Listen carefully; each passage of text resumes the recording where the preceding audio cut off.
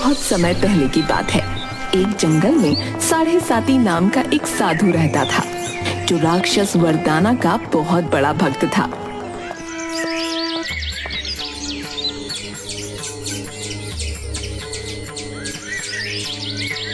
एक दिन साढ़े साती जंगल में बैठकर राक्षस वरदाना की तपस्या कर रहा था। हे राक्षस वरदाना, 20 वर्षों से मैं दिन रात तेरी तपस्या कर रहा हूँ। अब तो तुझे मुझे दर्शन देना ही होगा। राक्षस वरदाना, मुझे दर्शन दो। राक्षस वरदाना, मुझे दर्शन दो। साढ़े साती साधु के बार बार कहने पर राक्षस वरदाना प्रकट नहीं हुए। लगता है आप अपने भक्त की परीक्षा ले रहे हैं। कोई बात नहीं, जब तक आप मेरे सामने प्रकट नहीं हो जाते तब तक मैं हंसता ही रहूंगा।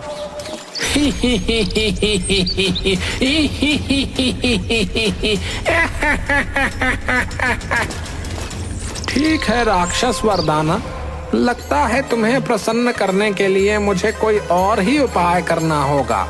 इतना बोलकर साढ़े साती साधु ने अपने बगल में रखा हुआ सांप का पिटारा खोल दिया और पिटारे में बैठे हुए सर्प को देखकर बोला, अरे देखता क्या है काले सर्प, मुझे तब तक काट जब तक राक्षस वरदाना प्रकट नहीं हो जाते। काट, अरे काट, अरे देखता क्या है, काट काट। साढ़े साती की बात सुनकर सर्प मन ही मन गुस्से से बोला, कटवा तो ऐसे रहा है जैसे कि राक्षस वरदाना की भक्ति में जान दे रहा है। ये अच्छा खासा जंगल में टहल रहा था, ये खामखा मुझे पकड़ कर ले आया और मेरे जहर के दांत भी तोड़ दिए। ए भाई, अभी भी दर्द है। सर्प साढ़े साती को काटने ही वाला था कि तभी रंग बिरंगी किरणों के साथ राक्षस वरदाना साढ़े साती साधु के सामने प्रकट हो गए। साढ़े साती राक्षस वरदाना को देखकर चीखते हुए बोला, मुझे पता था राक्षस वरदाना कि आप अपने भक्त को कभी निराश नहीं करेंगे। हे। क्यों बुलाया है मुझे यहाँ पर? राक्षस वरदाना, तेरा काम है वरदान देने का, समझा? मैंने वरदान लेने के लिए ही तेरी तपस्या की है। मैंने वरदान देने का ठेका नहीं ले रखा। जिसे देखो मुंह उठाकर मेरी ही तपस्या शुरू कर देता है। लेकिन राक्षस वरदाना, मैंने आपकी साधना की है। अगर आप मेरी साधना से प्रसन्न नहीं हुए तो फिर यहाँ पर क्यों आए हो? क्या गाना गाने के लिए आए हो? बकवास बंद कर साढ़े साती। मैं यहाँ पर तेरी साधना से प्रसन्न होकर नहीं आया, बल्कि बेचारे इस सर्प पर तरस खाकर यहाँ पर आया हूँ। तूने इसके दांत तोड़ दिए। बेचारा ये रोज तुझे डसकर बहुत तकलीफ में रहता है। मुझसे इसकी तकलीफ देखी नहीं गई, इसलिए मैं यहाँ पर चला आया।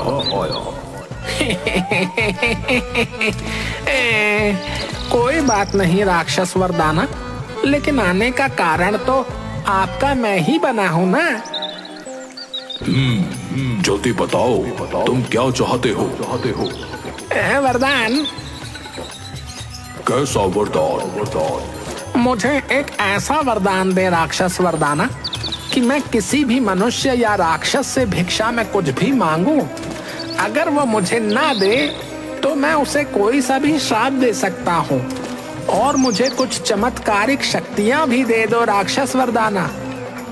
ठीक है, लेकिन याद रहे साढ़े साती, तूने अगर किसी को श्राप दिया और अगर वो श्राप घूम फिर कर तेरे ही पास आ गया तो तेरे अंदर चमत्कारिक शक्तियाँ उसी समय समाप्त हो जाएंगी। मुझे कैसे पता लगेगा कि मैं किसी को श्राप दे रहा हूँ तो वो काम कर रहा है? तू जिसे भी श्राप देगा, फिर वो चाहे कितना भी बड़ा बलशाली और शक्तिशाली क्यों ना हो, डर से थर थर कांपने लगेगा। वैसे तू मेरे दिए हुए वरदान का क्या करने वाला है रे?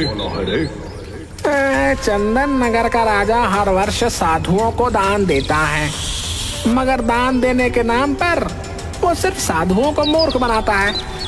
किसी वर्ष केवल धोती दान में देता है जो अगले ही दिन फट जाती है। तो किसी वर्ष केवल अंगोछा, वो भी वर्षों पुराना मैला कुचैला, और तो और उसकी दान में दी हुई खाने पीने की सारी वस्तुएं भी बेकार निकलती हैं। मैं उस कंजूस राजा को सबक सिखाऊंगा। ठीक है, लेकिन याद रखना, अगर बुरे इरादे से तू इस वरदान का उपयोग करेगा तो घूम फिर कर तेरा दिया हुआ श्राप तेरे ही पास लौट आएगा। इतना बोलकर राक्षस वरदाना वहाँ से गायब हो गए। राक्षस वरदाना के गायब होते ही साढ़े साती प्रसन्न होकर अपने आप से बोला, अब तो मैं किसी से भी कुछ भी मांगूंगा तो उसे देना ही पड़ेगा। लेकिन देखता हूँ कि मेरा श्राप लगता भी है या नहीं। इतना बोलकर साढ़े साती वहाँ से चल दिया।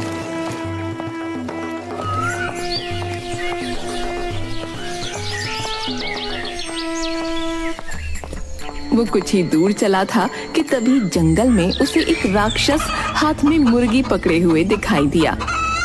ये मुर्गी तो बहुत सुंदर है, मुझे ये मुर्गी चाहिए। साढ़े साती उस राक्षस के पास जाकर बोला, सीधी तरह से ये मुर्गी मेरे हवाले कर दे। आई, तुम्हारी इतनी हिम्मत कि तुम मुझसे मुर्गी मांग रहे हो? मुर्गी मेरा सबसे पसंदीदा व्यंजन है। आज रात में तंदूरी मुर्गी खाऊंगा। तेरी हिम्मत कैसे हुई साढ़े साती को मना करने की राक्षस? सीधी तरह से मुर्गी मेरे हवाले कर दे, नहीं तो मैं तुझे श्राप दे दूंगा। लेकिन फिर भी मैं मुर्गी तुम्हें नहीं दूंगा। तभी साढ़े साती अपना हाथ घुमाने लगा। अचानक रंग बिरंगी किरणों के साथ उसके हाथ में एक सोने से भरी टोकरी आ गई। साढ़े साती, मैं एक राक्षस हूँ, मुझे धन की कोई आवश्यकता नहीं है। साढ़े साती ने बड़ी फुर्ती से उस टोकरी को राक्षस के सर पर रख दिया। मूर्ख, दूर से देखने में तो इस टोकरी के अंदर सोना और चांदी है, वास्तव में इसके अंदर सांप और बड़े ही भयानक नाग हैं। टोकरी के सर पर रखते ही राक्षस कांपते हुए बोला, तुमने जैसे ही टोकरी मेरे सर पर रखी, मुझे अचानक डर क्यों लगने लगा?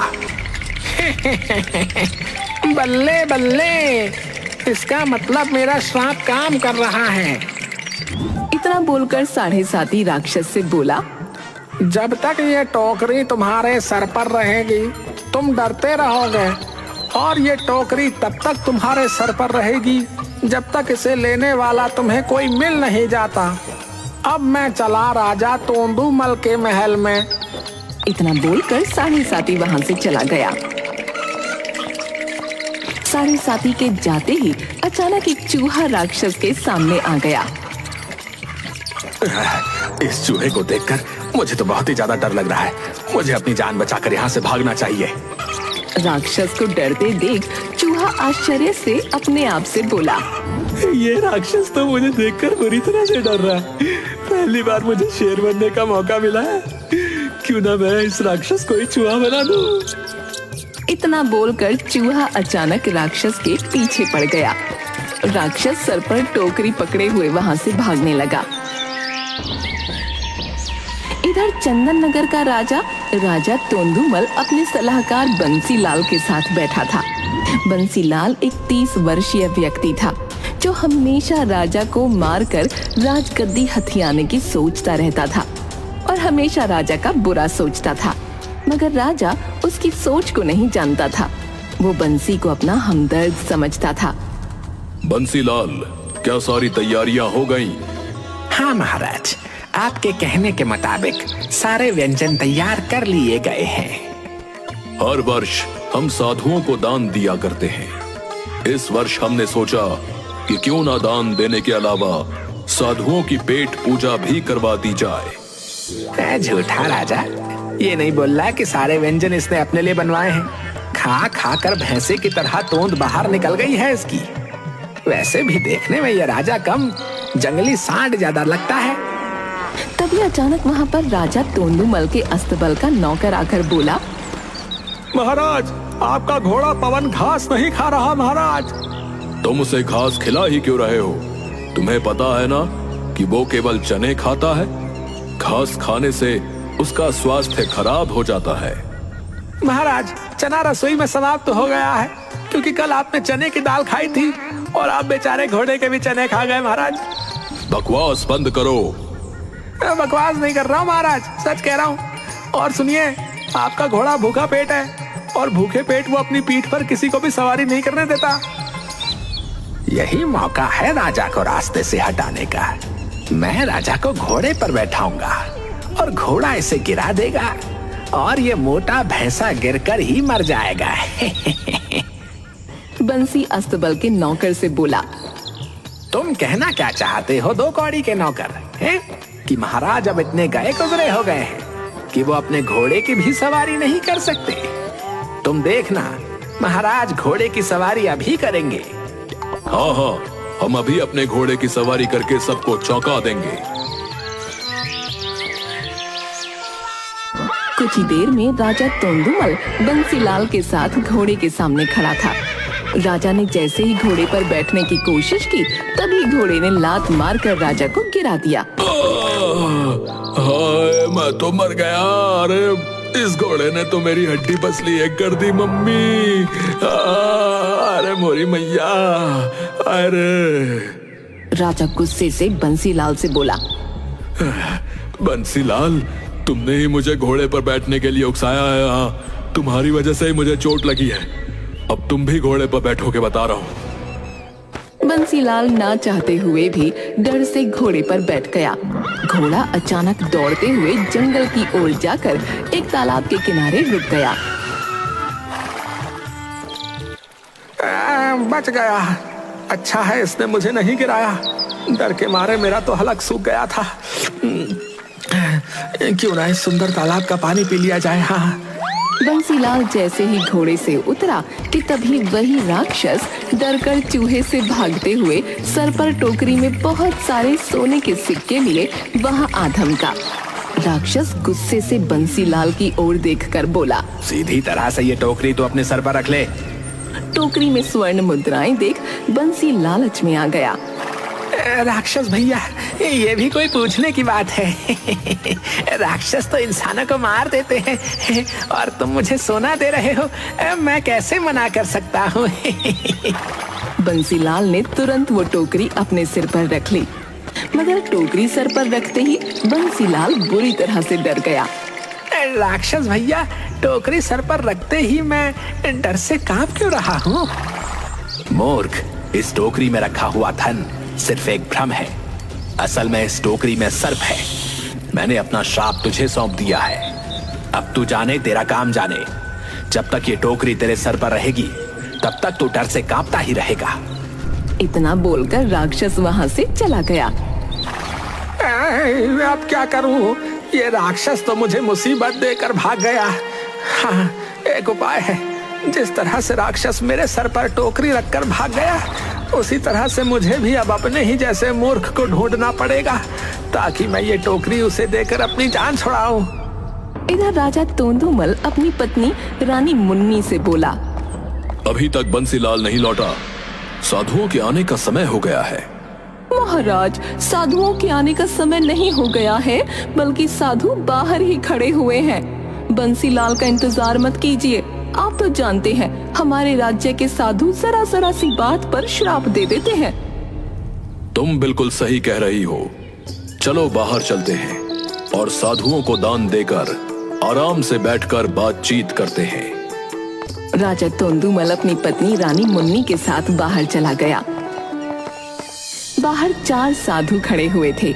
एक साधु क्रोधित अवस्था में राजा तोंदुमल से बोला, महाराज, मैं आपसे दान लेने नहीं आया, बल्कि आपको श्राप देने आया हूँ।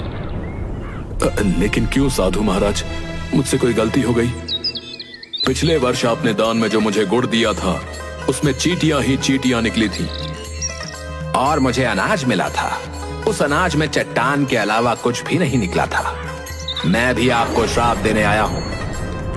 और मुझे दान में जो दूध मिला, उससे मेरी सेहत एक दिन भी नहीं बनी।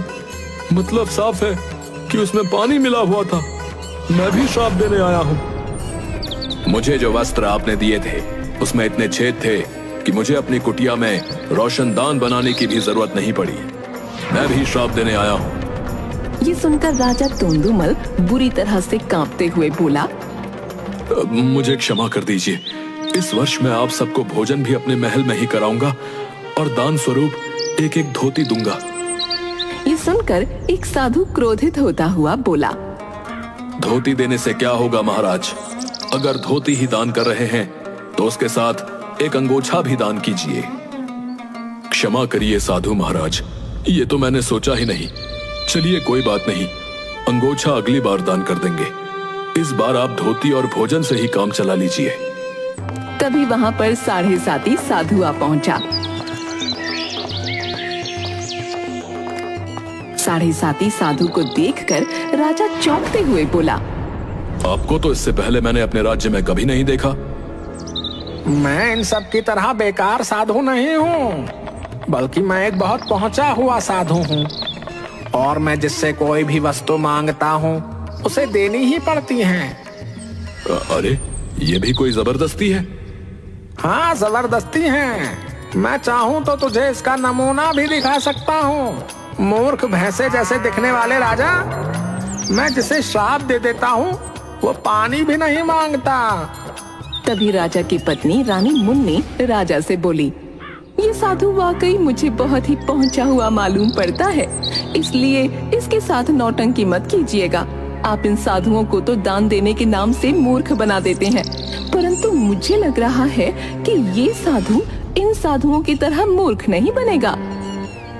बिल्कुल सही कह रही हो मेरी प्रिय, मुझे भी कुछ ऐसा ही लग रहा है। इतना बोलकर राजा 7.5 से बोला, आपको क्या चाहिए? मगर 7.5 जोर जोर से हंसने लगा। अरे हंसते ही रहोगे या कुछ बताओगे भी? तो सुन, मेरा नाम है 7.5 और मेरा पसंदीदा अंक भी है 7.5। मुझे दान में हर वस्तु 7.5 ही चाहिए, जैसे कि 7.5 किस्म के वस्त्र, 7.5 सेर अनाज, 7.5 लाख स्वर्ण मुद्राएं, 7.5 प्रकार के फल, 7.5 प्रकार के सूखे मेवे, और वो भी जल्दी, वरना यहीं पर तुझे श्राप दे दूंगा। 7.5 की बात सुनकर राजा अपनी पत्नी से बोला, ये साधु जो मांग रहा है उतना धन तो हमारे राजकोष के भंडार में भी नहीं है। काश इस वक्त हमारा प्रिय सलाहकार बंसीलाल यहाँ पर होता तो जरूर वो हमें इससे बचने का कोई ना कोई उपाय जरूर बताता। तभी वहाँ पर सर पर टोकरी रखे कांपते हुए बंसीलाल आ पहुँचा। बंसीलाल के सर पर स्वर्ण मुद्राओं से भरी टोकरी देखकर राजा तोंदुमल खुश होते हुए बोला, अरे बंसीलाल, तुम्हारे पास इतना धन कहाँ से आया और तुम डर से कांप क्यों रहे हो? खैर वो सब मैं तुमसे बाद में पूछ लूंगा। फिलहाल तो ये स्वर्ण मुद्राएं 7.5 के सर पर रख दो। बंसीलाल ने बगैर देरी किए टोकरी 7.5 के सर पर रख दी। अचानक 7.5 बुरी तरह से डर से कांपने लगा और बंसीलाल की ओर देखकर बोला, अरे ये किस तरह का धन है? धन जब सर पर रखा जाता है तो मनुष्य प्रसन्नता से नाचने लगता है, परंतु मैं तो डर की वजह से कांप रहा हूँ। तभी रंग बिरंगी किरणों के साथ वहाँ पर राक्षस वरदाना प्रकट हो गया और 7.5 की ओर देखकर बोला, 7.5, ये तुम्हारा ही दिया हुआ उस राक्षस को श्राप था जो घूम फिरकर तुम्हारे ही सर पर आ गया।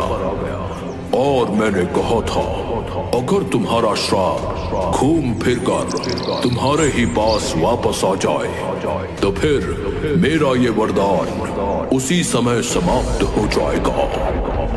इतना बोलकर राक्षस वरदाना वहाँ से गायब हो गया और 7.5 डरते हुए वहाँ से भाग गया।